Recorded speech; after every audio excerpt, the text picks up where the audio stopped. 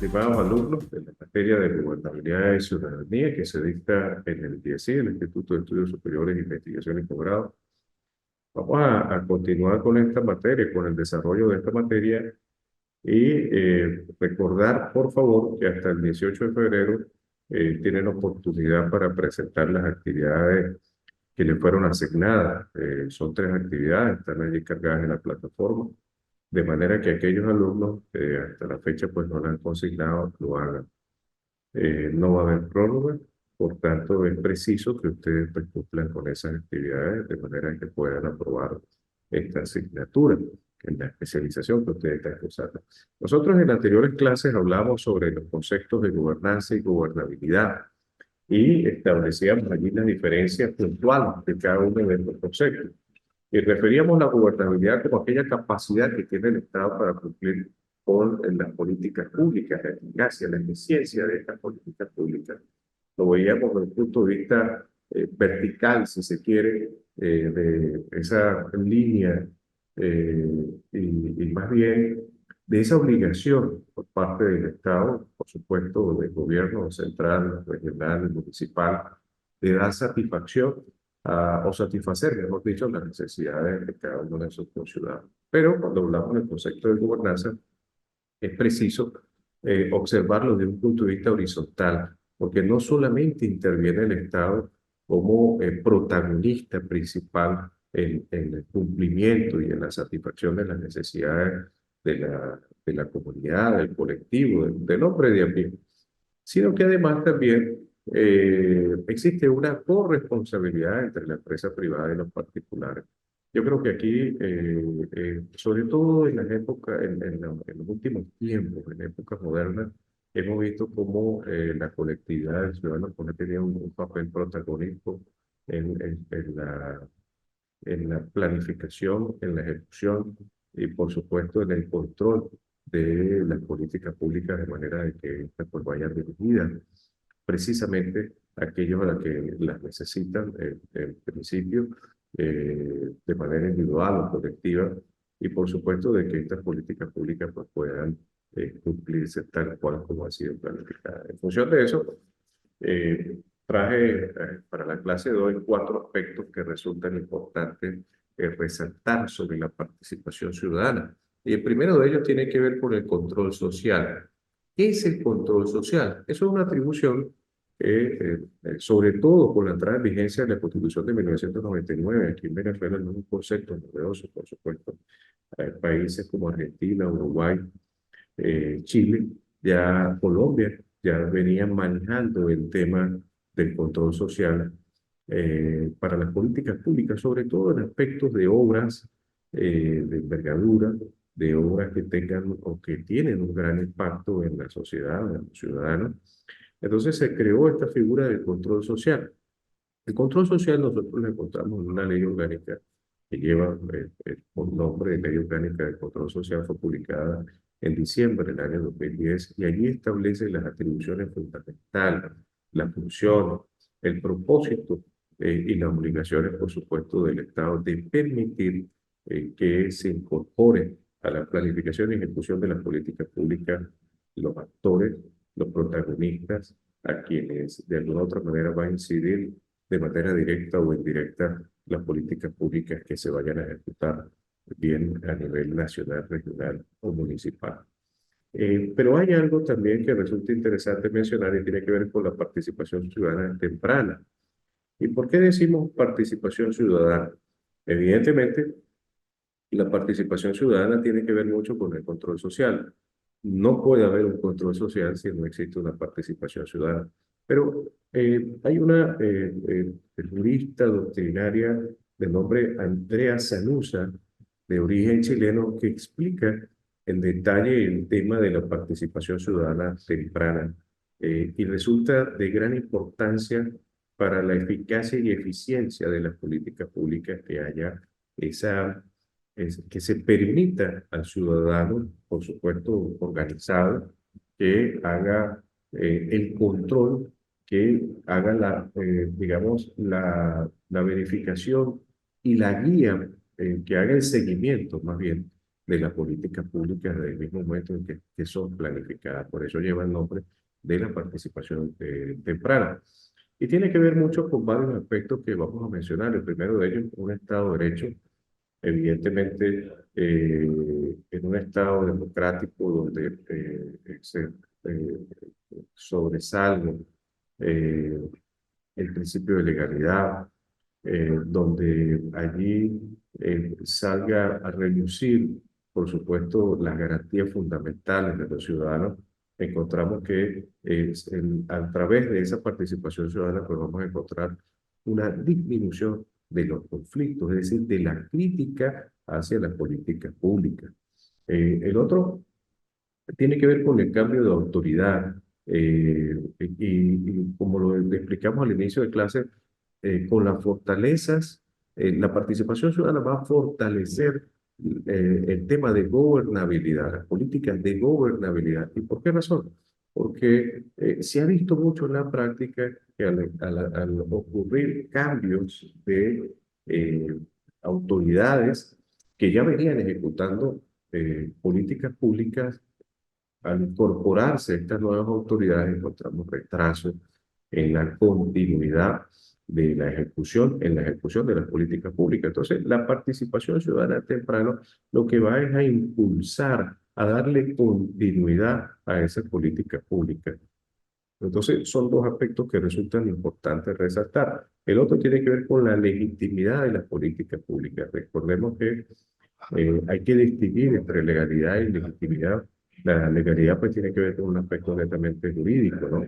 Que la actividad que desarrolla el Estado a través de sus diferentes organismos tiene que estar subordinado o anclado a los dispositivos de carácter legal, ya sean ordenanzas municipales, leyes orgánicas, leyes ordinarias, o la propia Constitución, inclusive los tratados internacionales que guardan relación con los derechos fundamentales, con los derechos humanos, como lo prevé el artículo 23 de la Constitución Nacional.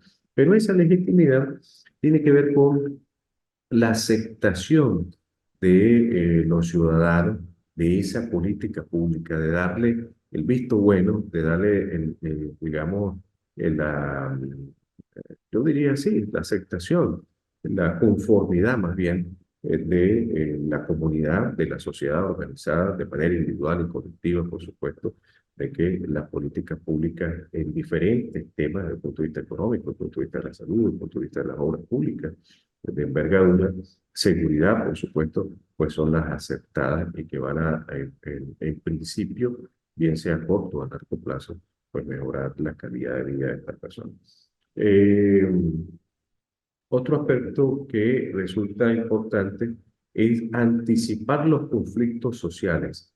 Y la participación ciudadana temprana, como lo refiere Andrea Cervenza, eh, al anticipar los conflictos sociales, allí encontramos que van a disminuir, como lo dije al inicio de la clase, las críticas sobre las políticas públicas que se estén ejecutando. Y esto pues tiene un sentido lógico, porque evidentemente ya al existir la legitimidad que hablamos ahorita, esa aceptación y el visto bueno de la obra que están ejecutando a través de la comunidad, pues evidentemente van a disminuir eh, las críticas y por supuesto la aceptación y sobre todo el cuidado. Yo creo que aquí hay que resaltar un tema de esa participación ciudadana y es en el cuidado de las obras que consolida el gobierno, no importa si es de carácter nacional, regional o municipal, porque hemos visto en las plazas públicas, por darle un ejemplo, muchachos, cómo allí ocurre, digamos, la apatía y a veces existe la agresión y una manera inclusive de delinquir al atentar contra las obras que realizan las autoridades. Sobre todo hemos visto mucho en las plazas cuando se hace una remodelación, pues allí lo que ocurre es el vandalismo, es la palabra que estaba buscando, cuando se deteriora sin razón alguna. No existe razón, por supuesto, para dañar, deteriorar, romper lo que las políticas públicas para mejorar las obras o los espacios públicos, mejor dicho. Y allí encontramos pues verdaderamente un tema donde la participación ciudadana y el control social resulta importantísimo, toda vez de que va a ser vigilante en que se mantengan en el buen estado, inclusive mejorar las condiciones en que se han hecho estas cosas. Pero otro aspecto que yo quería resaltar el día de hoy tiene que ver con la pedagogía electoral. Evidentemente, ese control social y esa participación ciudadana tiene, digamos, esa fuente o aflora más bien luego de un proceso electoral. Y ese proceso electoral en Venezuela pues tiene diferentes momentos dependiendo de la importancia y las autoridades que vayan a ser elegidas. Encontramos un proceso electoral a nivel presidencial que está previsto en este año 2024 o a través o en su momento cuando corresponda a los gobernadores y alcaldes y a los diputados. Pero ¿qué es esa pedagogía electoral? La pedagogía electoral no es otra cosa sino la preparación anticipada a través de los medios de comunicación principalmente de, digamos, enseñar más bien al elector de cómo ejercer el derecho al sufragio. Sobre todo en Venezuela, nosotros encontramos un proceso electoral que se ha caracterizado en los últimos 15, 20 años con un sistema electrónico, que se utiliza un equipo y de manera automatizada, de manera a través de un sistema electrónico se ejerce el sufragio. Existe una base de datos que va a acumular esa información para luego arrojar un resultado. Pero lo que allí encontramos es, sobre todo cuando vemos que en nuestros campos, inclusive en las ciudades, sobre todo en las personas, el adulto mayor, y por supuesto también ya en una edad adulta, madura, encontramos hombres, mujeres, adultos mayores, que se les dificulta enormemente el ejercicio del sufragio.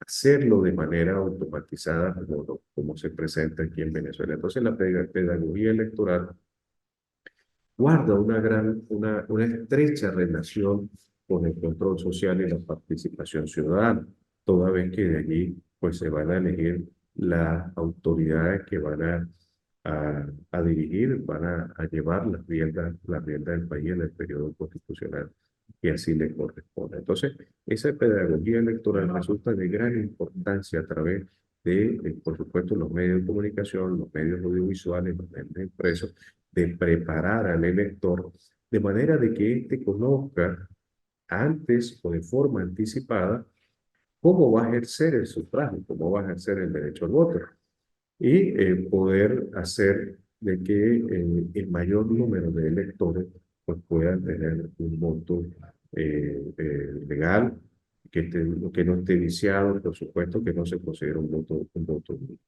Y otro aspecto que yo quería conversar el día de hoy, compañero, tiene que ver con la percepción ciudadana. Eh, Al inicio de la entrada en vigencia de la Constitución de 1999, se refería mucho, sobre todo con el tema de la delincuencia, que era una situación de percepción, pero de alguna u otra manera no se aleja de esa realidad. Nosotros percibimos lo que los medios de comunicación causan una gran influencia. Sí, por favor, gracias, sí. Sí, sí, sí, ¿qué se quiero? Está haciendo una bebida, que agradezco. Bueno, entonces el tema de la percepción ciudadana, como lo dije, sobre todo con la entrada en vigencia en 1999 y en ese proceso de descentralización que se planteó en la década finales de los años 90, allá encontramos que el tema de la percepción, sobre todo en aspectos de seguridad, resultaba relevante para la aplicación, la ejecución de las políticas públicas que iban dirigidas a la disminución de la criminalidad en Venezuela. Se discutía, por supuesto, había críticas que cuestionaban que el tema de la delincuencia no era un tema de percepción, sino era un tema de la inoperancia y la poca eficiencia y eficacia de las políticas públicas para contrarrestar el tema de la delincuencia en Venezuela.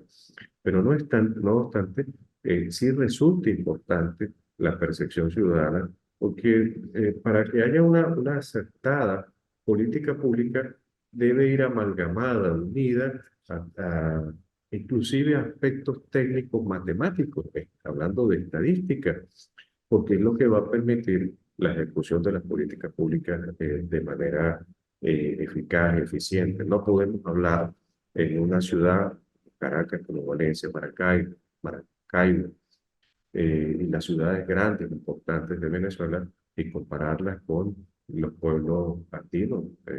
Hablamos de Rubio, por ejemplo, u otros, o Cordero, Pacho, que son pueblos pequeños, o inclusive aquí en la región andina de la Táchira, las políticas públicas que guardan relación con la seguridad, no podemos considerarlas con la misma, bajo la misma idea.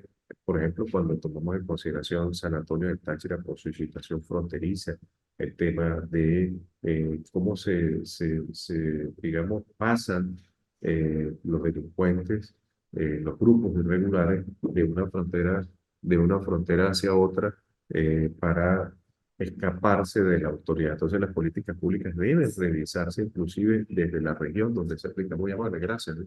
Feliz día. Gracias. Está bien, muy amable, gracias. Entonces, eso es lo que quería conversar el día de hoy, en especial este tema de la percepción ciudadana.